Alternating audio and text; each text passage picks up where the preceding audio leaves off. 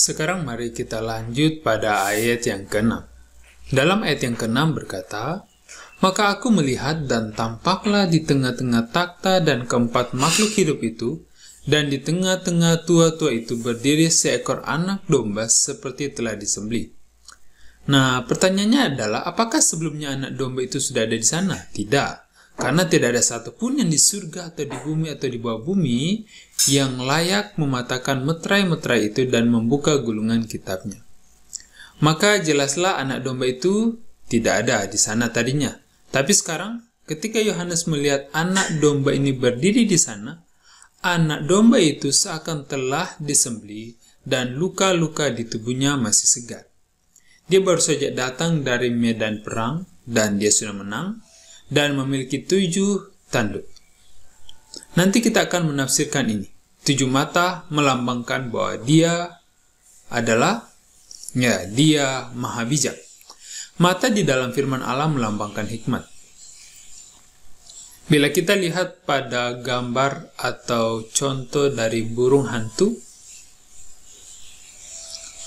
dan juga ular, ular dikatakan adalah hewan atau binatang yang cerdik. Tetapi burung hantu sering digambarkan atau dilambangkan sebagai simbol hikmat. Oleh karena sederhana, burung hantu memiliki mata yang sangat besar. Karena mata melambangkan hikmat, dan 7 artinya kesempurnaan. Nah, Yesus memiliki hikmat yang sempurna, dan tanduk-tanduknya melambangkan kekuasaan total, kemahakuasaan. Nah, kita akan melihat nanti saat mempelajari. Jadi dikatakan bahwa dia memiliki 7 tanduk dan 7 mata. Itulah ke-7 roh Allah yang sekarang, apa yang terjadi? Ke-7 obor yang menyala yang tadinya ada di hadapan takhta, sekarang mereka diutus. Kemana? Ke seluruh bumi. Pertanyaannya bagi kita sederhana ya. Kapan Roh Kudus diutus ke dunia? Jawabannya sederhana, setelah Yesus naik ke surga. Itu pada hari Pentakosta. Benar. Jadi ini berbicara tentang apa yang terjadi pada hari Pentakosta. Nah, ketika Yohanes melihat anak domba itu dengan kondisi luka-luka di tubuhnya yang masih segar, dia baru saja datang dari medan perang. Dia memiliki luka-luka untuk membuktikannya.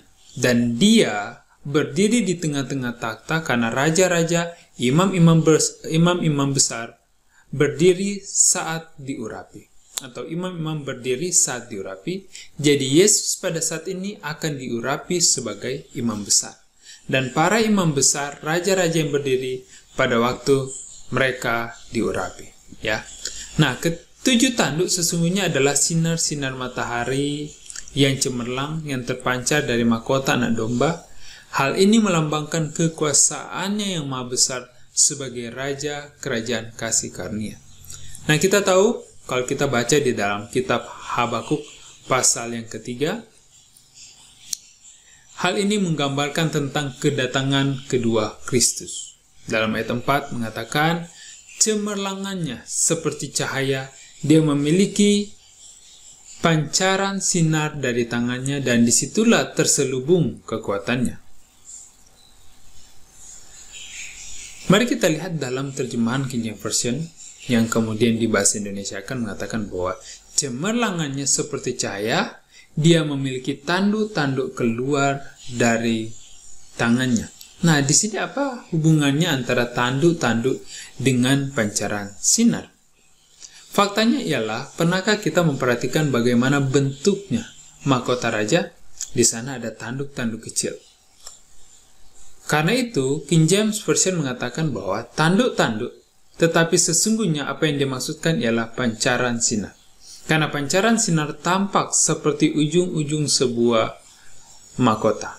Maka di sana tersembunyi apa?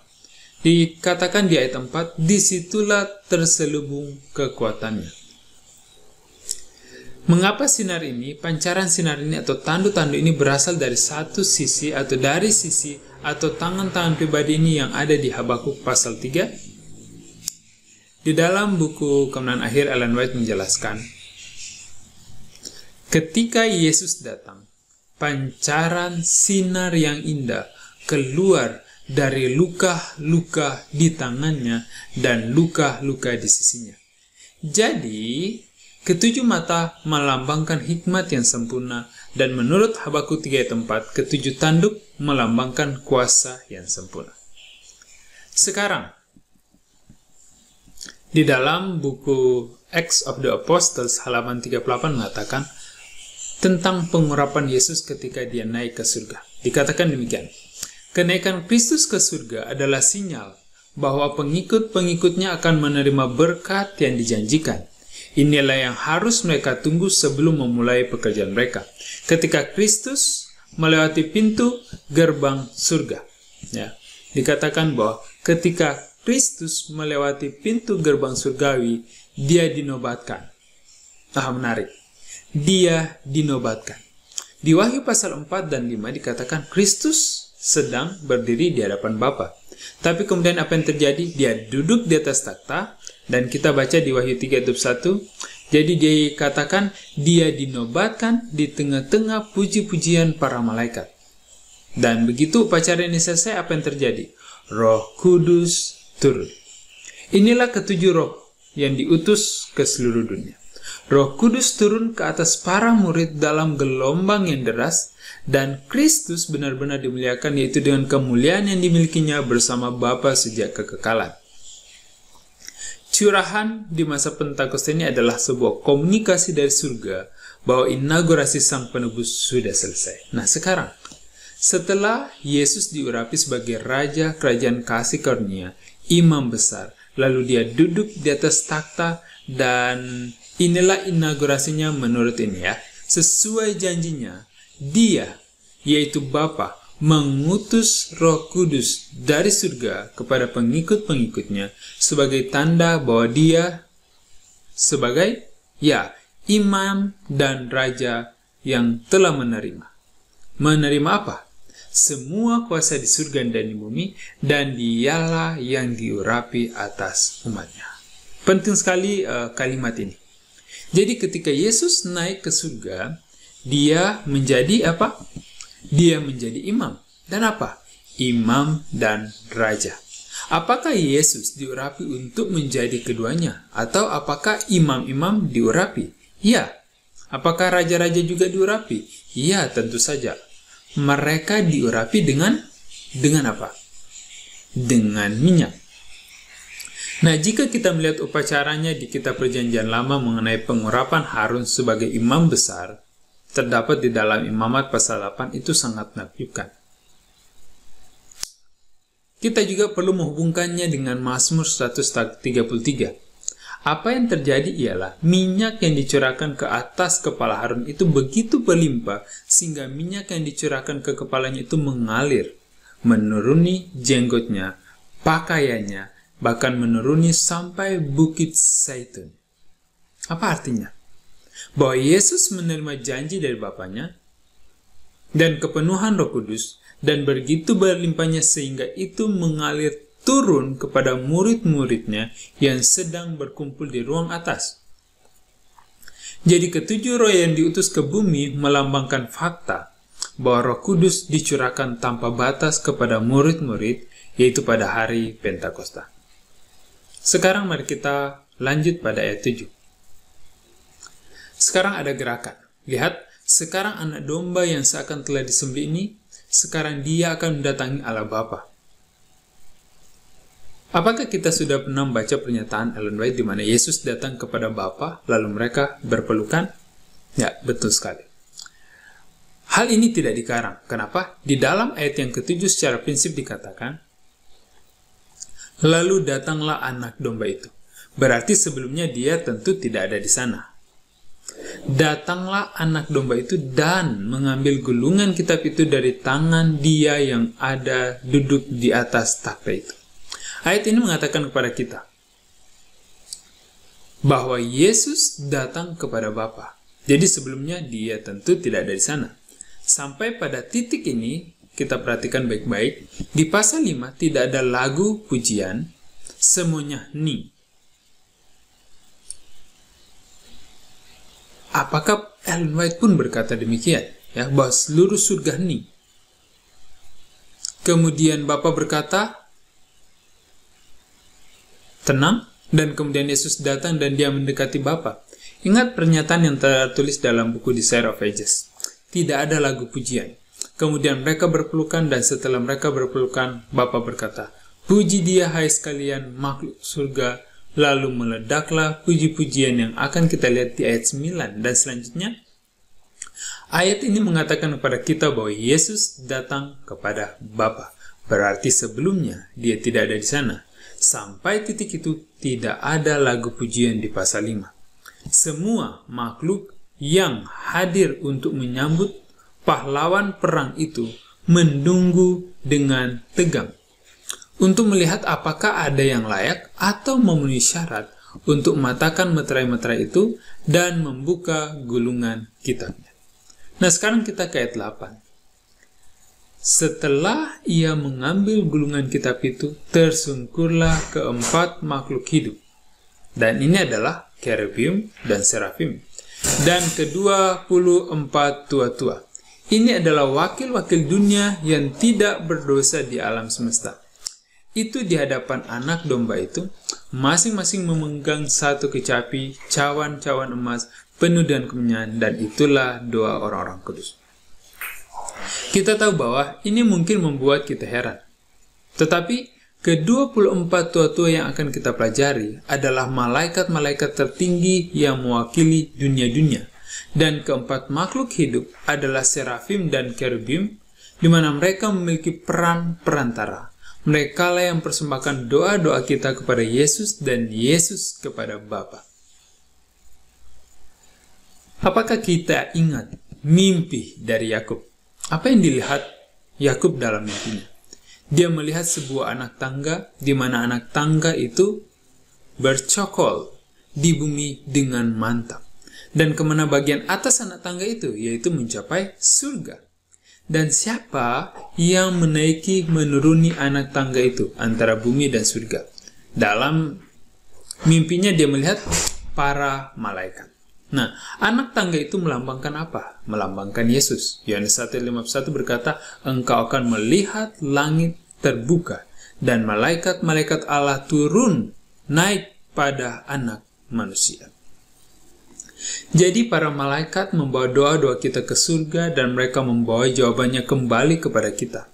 Kita ingat Daniel berdoa untuk mendapatkan hikmat supaya memahami nubuatan 2300 tahun. Ya, 2300 hari. Dan siapa yang diutus Allah untuk memberinya jawaban? Ya benar, malaikat Gabriel. Sesungguhnya Gabriel berkata, ketika engkau baru mulai berdoa, saya sudah dalam perjalanan. Jadi malaikat itu jauh lebih penting daripada perkiraan kita. Mereka memiliki peran perantara. Mari kita lihat dalam tulisan kutipan yang terdapat dalam Counsels to Teachers. Dikatakan halaman 110 dikatakan, malaikat mempersembahkan asap dupa yang harum dari orang-orang saleh yang berdoa. Nah, memang Yesuslah perantara yang mutlak, tetapi doa-doa dibawa kepada Kristus melalui pelayanan para malaikat. Nah, sekarang Bapa dan Anak berpelukan. Ellen White berkata bahwa Bapa memerintahkan para bala tentara malaikat untuk memuji. Nah, di Wahyu tidak dikatakan secara spesifik, tetapi urutan-urutannya sama, di mana para makhluk surgawi akan memuji Yesus, tetapi lagu pujian itu bukanlah lagu tentang penciptaan seperti di pasal 4, di mana Bapa sendirian. Lagu pujian itu ialah lagu tentang penebusan, karena sang penebus telah tiba dalam adegan tersebut ya. Mari kita lihat ayat 9 sampai 14. Dan mereka menyanyikan satu nyanyian baru, katanya, engkau layak. Apa artinya? Engkau memenuhi syarat, menerima gulungan kitab itu dan membuka meterai-meterainya, dan karena engkau telah disembelih. Simak petunjuk waktunya, berbicara tentang waktu lampau, telah disembelih dan telah menebus. Itu juga waktu lampau. Kami bagi Allah dengan darahmu dari tiap suku, bahasa, kaum, dan bahasa. Dan engkau, ayat 10, telah membuat. Ya, ini tentu waktu lampau juga telah. Kami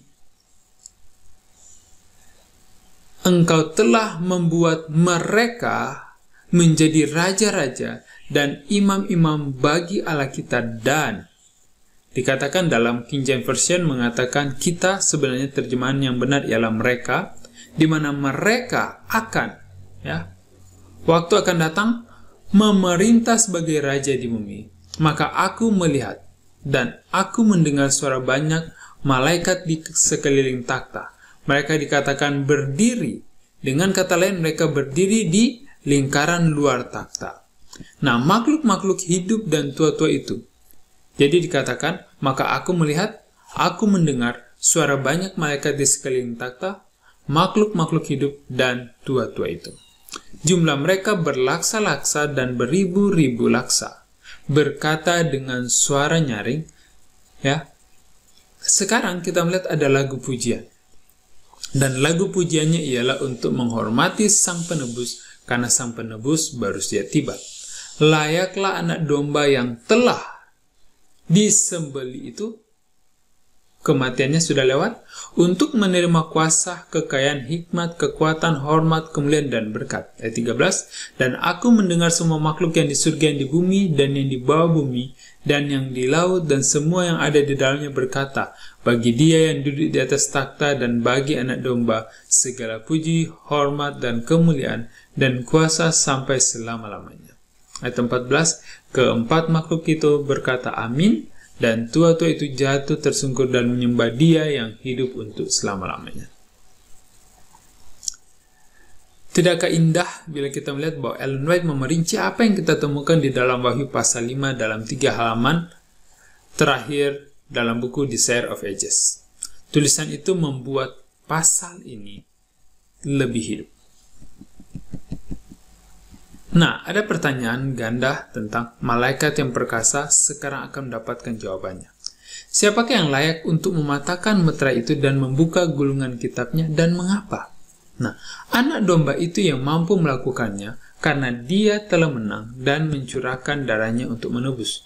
Itu memberinya kemampuan untuk menebus atau membeli kembali hak pusaka yang hilang oleh karena Adam.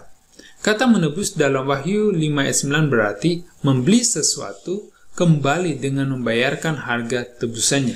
Dengan kata lain, seperti di kantor pegadaian. Kita membawa sesuatu ke kantor pegadaian dan kita harus membayar harga tebusan sejumlah tertentu untuk membelinya kembali. Manusia telah menjual diri kita ke kantor pegadaian dan harus membayar harga tebusannya untuk membelinya kembali. Dan Yesus yang harus membayar harga tebusannya untuk membeli kita kembali. Itulah makna kata agorazo dalam bahasa Greka dan kata gawal dalam bahasa Ibrani yang menerjemahkan kata Grekanya agorazo. Kata yang lain ialah lutro, 1 Petrus 1 ayat 19 yang memiliki arti yang sama dengan kata gawal, yang artinya membeli kembali dengan membayar suatu harga tebusan.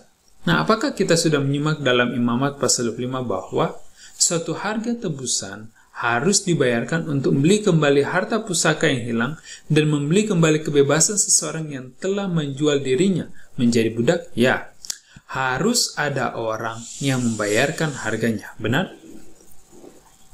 Suatu harga tebusan di mana hukum penebusan itu menunjuk kepada fakta bahwa ke depannya Yesus harus menjadi sahabat kita. Seperti yang kita pelajari, supaya Dia bisa membeli kembali kebebasan kita dan supaya kita bisa membeli kembali hak milik yang telah hilang. Nah, pertanyaannya ialah, apa isi kitab ini yang membuat Yohanes sampai meratap dengan sangat sedih dan menganggapnya suatu bencana yang besar jika kitab itu tidak dibuka? Mari kita simak beberapa bagian berikut tentang kitab yang termeterai. Tentu saja pertanyaan yang penting ialah, apa isi kitab itu dan mengapa akan menjadi bencana jika kitab itu tetap termeterai? Selama kitab ini termeterai, tidak ada yang bisa membaca isinya. Dan dalam kasus analog serupa terjadi dalam Daniel 12 ayat 4, di mana dikatakan agar Daniel memeteraikan kitab itu hingga isaman. Apa maksudnya? Artinya kitab itu tidak bisa diapakan, tidak bisa dipahami sepenuhnya karena kitab itu terkunci meterai.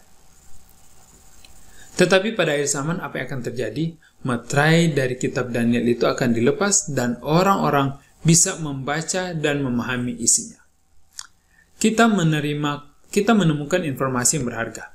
Informasi latar belakang di dalam kitab Yeremia, di mana kita temukan deskripsi sesuai akte kepemilikan yang dihilangkan bangsa Israel ketika mereka dibawa sebagai tawanan ke Babylon. Gambarannya demikian. Adam kehilangan akte kepemilikan atas dunia, dan setan mengklaimnya.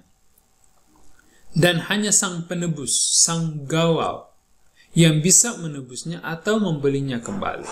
Nah, gulungan kitab itu berisikan seluruh sejarah keselamatan. Ketika sungai dari suku Yehuda akhirnya membuka kitab itu, seluruh alam semesta akan menyaksikan hanya Yesus dan para pengikutnya yang secara hukum mempunyai hak untuk memiliki pusaka yang dihilangkan Adam. Dengan kata lain, apa yang ada di dalam kitab ini ialah surat wasiat umat manusia yang menyatakan siapa yang berhak mewarisi pusaka yang aslinya dimiliki Adam, yang dihilangkan Adam oleh karena ketidakpatuhannya. Jadi apa yang terjadi jika gulungan kitab itu tetap termeterai? Maka tidak akan diketahui siapa yang berhak mewarisi, siapa yang akan diselamatkan, dengan kata lain, siapa yang berhak diselamatkan. Kita lanjut. Mari kita baca beberapa statement di sini. Statement ini terdapat dalam sebuah tulisan yang ditulis oleh seorang pakar bernama Ranko Stefanovic dalam bukunya Revelation Jesus Christ halaman 197. Dikatakan demikian, guna melindungi isi dokumen-dokumen resmi seperti akte penjualan, kontrak, surat wasiat, dan surat-surat, suatu cap meterai biasanya dibuat dengan stempel atau cincin pada akhir tulisan dokumen tersebut. Dengan demikian, pemeteraian berfungsi menggantikan tanda tangan yang mengindikasikan keasliannya, validitasnya, dan otoritasnya, ratifikasinya, atau perlindungan atas dokumen tersebut. Guna melindungi isinya terhadap pengungkapan yang tidak berhak, dokumen itu harus diikat dengan tali, kemudian meterainya dicapkan di simpul-simpulnya di atas sebuah damar, yaitu sebuah gumpalan tanah liat, lilin, atau bahan lunak lainnya, yang menahan agar gulungan papirus itu tersebut tetap tergulung. Jadi, tali-tali itu dibiarkan, dan di ujungnya di mana keduanya bertemu diberi segumpalan lilin atau tanah liat untuk memeteraikan akte atau dokumen itu. Nah, bila cap tersebut tidak patah atau dalam hal ini utuh, itu menandakan bahwa dokumen yang termeterai itu belum pernah dibuka, dan hanya si pemilik yang boleh mematahkan meterai itu dan menunjukkan isinya. Nah, ada pernyataan penting dari Ranko sehubungan dengan hal ini, di mana para arkeolog telah menemukan banyak dokumen yang dimeteraikan dengan 2 hingga 7 atau lebih meterai. Misalnya hukum Roma mengharuskan suatu surat wasiat perlu dimeteraikan dengan sedikitnya 7 meterai saksi baru isinya valid. Walaupun ada beberapa bukti bahwa kadang-kadang dipakai lebih dari 7 meterai. Sebagaimana gulungan-gulungan termeterai lainnya, gulungan kitab di Wahyu pasal 5 itu digulung, diikat tali, dan dimeteraikan sepanjang tepi luarnya dengan meterai lilin yang ditempatkan pada simpul-simpulnya, dan dengan demikian tidak dapat dibuka dan isinya tidak bisa diketahui hingga semua ke-7 meterainya dipatahkan. Nah, pematahan semua 7 meterainya harus dilakukan mendahului dan sebagai persiapan pada pembukaan gulungan itu dan penyingkapan isinya. Apakah di sini kita bisa mendapat gambarannya? Jadi pada dasarnya gulungan kitab ini adalah surat wasiat umat manusia yang menunjukkan siapa yang akan mewarisi apa yang telah dihilangkan Adam dan siapa yang tidak akan mewarisi apa yang dihilangkan Adam. Nah, mari kita simak beberapa pernyataan Ellen White yang menguatkan pandangan ini dalam buku manuskrip Releases volume 9 halaman 7.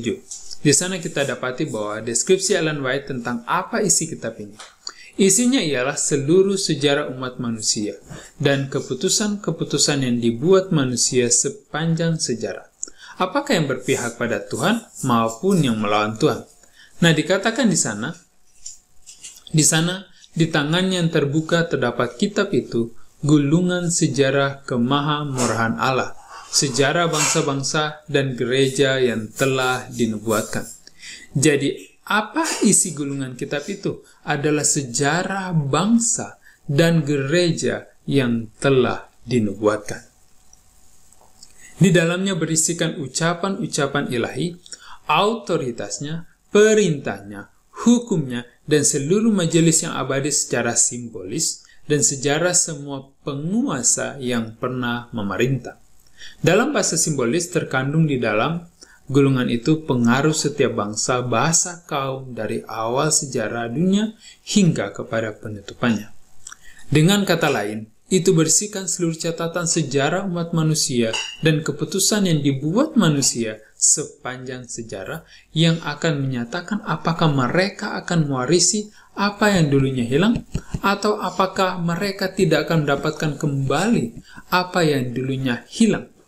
Nah, sampai di sini apakah saudaraku tetap bersama dengan saya dalam mengikuti pembahasan ini? Nah, sekarang Ellen White juga punya pernyataan penting di mana dia secara jelas menunjuk suatu peristiwa khusus dan peristiwa sejarah yang tercatat dalam gulungan kitab tersebut. Mari kita lihat dalam sebuah kutipan dari buku Christ Object Lessons halaman 294. Dikatakan demikian, dengan demikian para pemimpin Yahudi membuat keputusan mereka. Ketika mereka berkata, lepaskan bagi kami Barabas, kami tidak punya raja selain Kaisar. Ellen White menjelaskan bahwa dengan demikian, para pemimpin bangsa Yahudi membuat keputusan mereka. Keputusan mereka tercatat dalam kitab yang dilihat Yohanes, berada di tangan Dia yang duduk di atas takhta, dan kitab yang tidak bisa dibuka oleh manusia siapapun. Jadi peristiwa sejarah yang satu ini, Ellen White menggambarkan hanya satu dari semua peristiwa sejarah yang ada di dalam kitab itu. Ketika mereka berkata, lepaskan kami, bagi kami Barabas, dan kami tidak punya raja selain Kaisar, keputusan mereka tercantum dalam kitab ini. Ellen White selanjutnya menyatakan, dengan segala bobot pembalasannya, keputusan ini akan muncul di hadapan mereka. Di hadapan siapa? Di hadapan para pemimpin bangsa Yahudi, di mana akan muncul di hadapan mereka pada hari ketika kitab ini dibuka meterainya oleh singa dari suku Yehuda. Jadi apakah para pemimpin bangsa Yahudi akan melihat akibat keputusan mereka yang terekam dalam kitab itu? Benar sekali. Nah, kesimpulan apa yang bisa kita peroleh dari pernyataan yang signifikan ini? Mari kita perhatikan paragraf berikut. Penjelasan berikut. Ellen White menulis sekitar tahun 1900 ketika itu Christ Object Lesson diterbitkan. Jelas pada waktu itu gulungan kitab itu masih termeterai.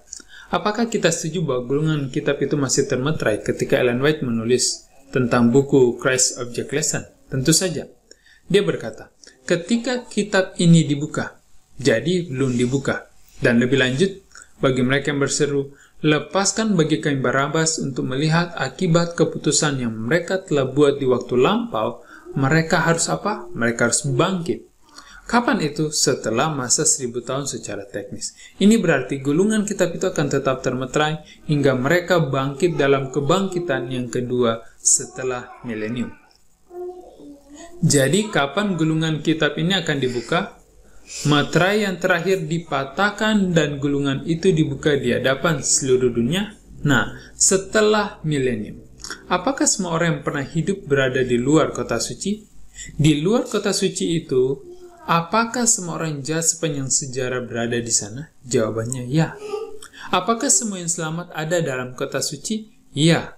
Apakah semua orang di surga dan di bumi, dan di bawah bumi, di laut, dimanapun ada di sana? Ya. Dan meterai yang terakhir dipatahkan dan gulungan kitab itu dibuka?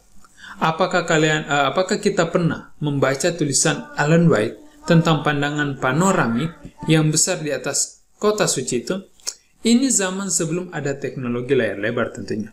Ellen White berkata, Allah akan menunjukkan kepada orang-orang jahat, orang-orang yang dibenarkan yang berada dalam kota suci, seluruh sejarah umat manusia dalam sebuah pandangan panoramik.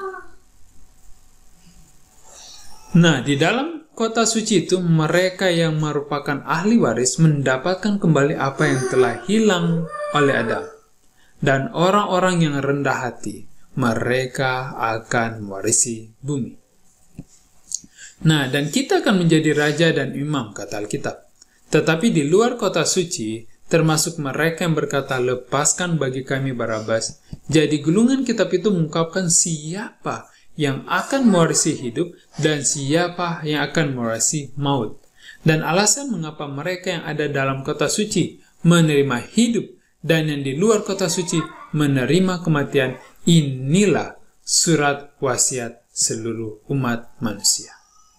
Sekarang, kita tahu mengapa Yohanes begitu sedih. Dia berkata, jika kitab ini tidak dibuka, tidak ada orang yang akan mewarisi dan semua orang binasa. Kita tidak akan tahu siapa yang akan mewarisi pusaka yang hilang. Nah, Ellen White memperluas keterangan momen ini ketika akan dibuka, dan saya ingin membagikan ini. Beberapa catatan ini akan diperiksa oleh umat Allah selama masa 1000 tahun. Benar? Jadi sedikit banyak artinya gulungan kitab ini akan dibuka di hadapan orang-orang benar selama masa 1000 tahun supaya mereka bisa melihat mengapa orang-orang jahat tidak dibawa ke surga. Tetapi pembukaan gulungan kitab ini di mana seluruh alam semesta akan menyaksikannya, baik yang hidup maupun mereka yang mati, orang benar dan orang jahat, terjadi pada akhir masa 1000 tahun. Sebagai penutup, saya akan bacakan sebuah kutipan yang luar biasa yang dituliskan oleh Ellen White dalam buku The Great Controversy, di mana Ellen White melukiskan momen ketika surat wasiat umat manusia akan dibuka dan akan diungkapkan, dan mengapa mereka yang benar diselamatkan dan mengapa mereka yang jahat tidak. Dalam buku Kemenangan Akhir halaman 666 dikatakan demikian, di atas takhta dinyatakan salib itu dan seperti suatu pandangan panoramik. Ini dalam versi bahasa Inggris yang diterjemahkan. Muncul adegan-adegan pencobaan Adam dan langkah-langkah berturut-turut dalam rencana penyelamatan yang besar. Apakah ini tentang seluruh sejarah umat manusia? Ya. Kelahiran Sang Juru Selamat yang hina, masa mudanya dalam kesederhanaan dan kepatuhan, pembaptisannya di Sungai Yordan, puasanya, pencobaannya di padang gurun, pelayanan publiknya yang menyatakan kepada manusia berkat-berkat surga yang paling berharga, hari-harinya yang dipenuhi oleh perbuatan kasih dan pengampunan, malam-malamnya yang penuh doa dan berjaga dalam kesendirian di bukit-bukit. Kebaikannya yang dibalas dengan persengkokalan, iri hati, kebencian, dan dendam. Kesengsaraannya yang misterius di Getsemani di bawah beban dosa, seluruh dunia yang meremukannya. Pengkhianatan atas dirinya yang diserahkan ke tangan-tangan massa yang bernafsu membunuhnya. Peristiwa-peristiwa yang menakutkan pada malam yang penuh kengerian. Tawanan yang tidak melawan yang ditinggalkan oleh murid-muridnya yang paling dikasihnya. Bagaimana dia dibawa secara kasar dan cepat melalui jalan-jalan Yerusalem. Putra Allah yang dipertontonkan di tengah sorakan di hadapan Ananias, didakwa di istana imam besar, di ruang pengadilan Pilatus. Inikah orang-orang yang hadir ketika bangsa Yahudi berkata, lepaskan bagi kami Barabas, kami tidak punya raja selain Kaisar? Tepat sekali. Sekali lagi, di hadapan Herodes yang penakut dan kejam, Ellen White menyebut mereka dan nama. Diejek, dihina, disiksa, dan dihukum mati, dan semua dilukiskan secara hidup. Nah, sekarang, di hadapan masa yang mendesak, ditunjukkanlah adegan-adegan yang terakhir. Penderita yang sabar, menapak jalan ke Kalvari, pangeran surga yang tergantung di atas salib, imam-imam yang sombong, dan masa yang mengolok-olok, mencemooh dia yang sedang sekarat dalam penderitaan. Kegelapan yang supranatural, bumi bergoncang, batu tercabut, kubur terbuka, menandai saat ketika penebus dunia menyerahkan nyawanya. Pemandangan yang mengerikan itu tampil persis sebagaimana adanya setan dan malaikat-malaikatnya, pengikut-pengikutnya tidak berkuasa berpaling dari gambar perbuatan mereka sendiri. Setiap aktor ingat peran yang dimainkannya. Herodes yang membunuh balita-balita Bethlehem yang tidak berdosa supaya dia bisa membinakan Raja Israel. Herodias yang amoral yang di atas dirinya bertanggung jawab terhadap darah Yohanes Pembaptis. Pilatus yang lemah dan mencari selamat sendiri. Tentara yang mencemooh, para imam dan pemimpin dan massa yang menggila, yang berteriak, darahnya tertanggung atas kami dan anak-anak kami. Semua melihat besarnya kesalahan mereka sendiri. Secara sia-sia mereka berusaha untuk bersembunyi dan keagungan ilahi yang wajahnya bersinar melebihi kecemerlangan matahari. Sementara orang-orang tebusan meletakkan mahkota mereka di kaki Sang Juru Selamat sambil berseru, Dia mati bagiku. Nah, apakah kita menangkap gambarannya? Ya. Mereka yang berada dalam kota suci, mereka tetap hidup selama masa ke-7 meterai dan mereka menang. Beberapa paragraf berikut. Di tengah kerumunan besar orang tebusan terdapat rasul-rasul Kristus. Paulus yang pemberani, Petrus yang bersemangat, Yohanes yang dikasih dan yang penuh kasih, dan saudara-saudara mereka yang setia. Dan bersama mereka ada kelompok besar para martir, sementara di luar dinding. Bersama-sama semua yang keji dan menjijikan terdapat mereka yang telah mempersekusi para martir, yang memenjarakan mereka dan membunuh mereka. Di sana ada Nero. Di sini kita lihat ada perpindahan ke sejarah Roma atau Kaisaran Roma. Dalam tulisan ini. Di sana ada Nero, seorang yang kejam dan keji.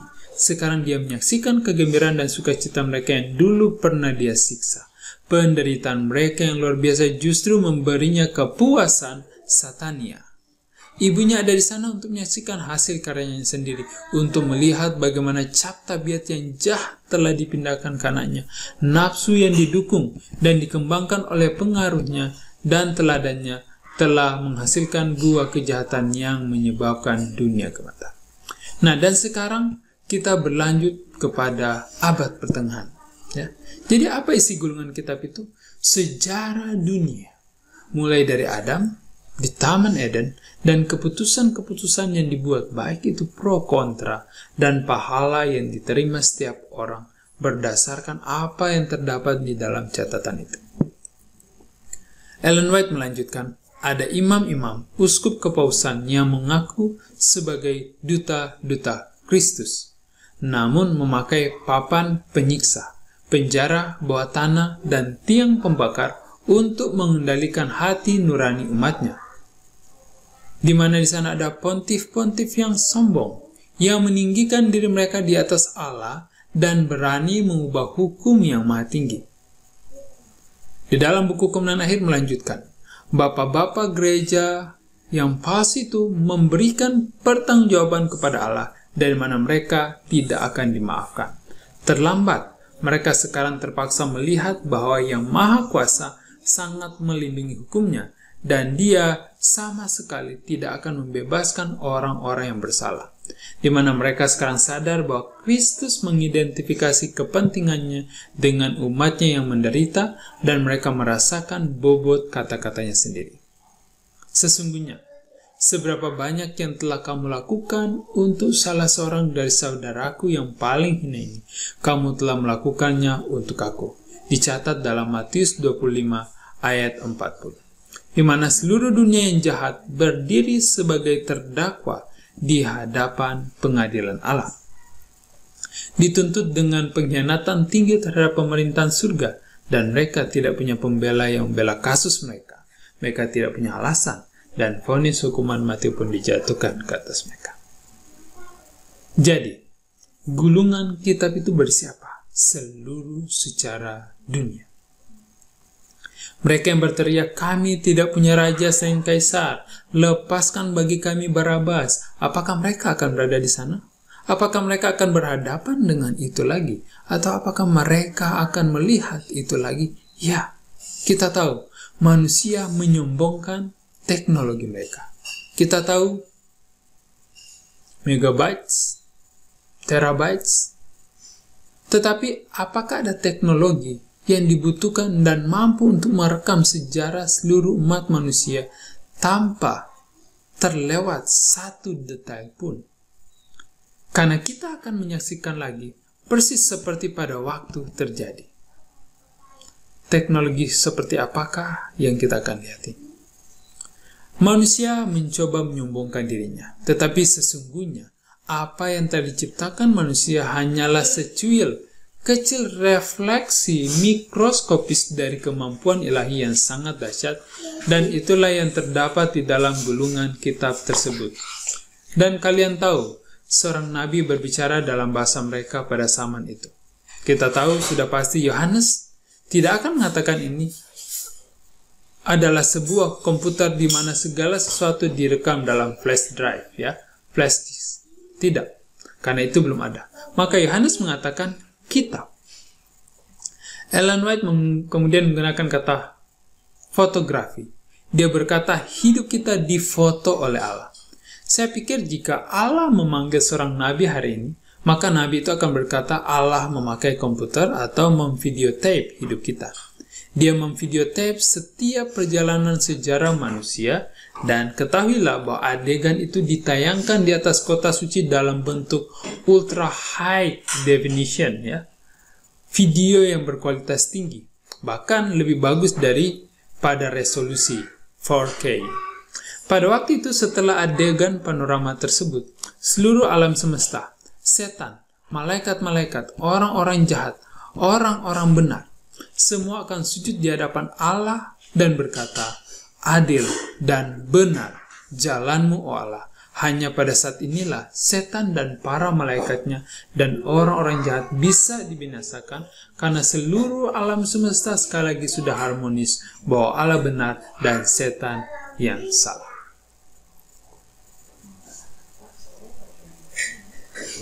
Dan terkadang kita berpikir bahwa orang jahat akan menyerang kota suci ketika mereka akan dibinasakan. Tidak, di dalam Yeskel 28 dan buku Kemenangan Akhir mengatakan bahwa ketika orang-orang jahat melihat panorama itu dan bagaimana setan telah menipu mereka, mereka berbalik dari Allah dan orang-orang yang di dalam kota suci, dan mereka berpaling ke setan dan berkata, kamu penipu.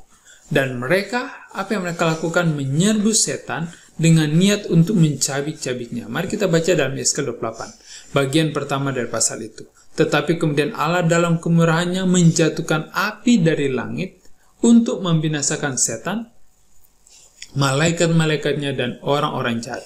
Dan satu kali setelah semuanya terbakar habis dan dimurnikan, Allah akan menciptakan langit baru dan bumi baru di mana kebenaran berdiam di sana. Jadi ini adalah pengantar tentang penglihatan yang mengawali meterai-meterai itu. Kiranya ini boleh menjadi berkat bagi kita semua. Jangan lewatkan untuk pendalaman kitab Wahyu berikutnya. Semoga kita semua diberkati.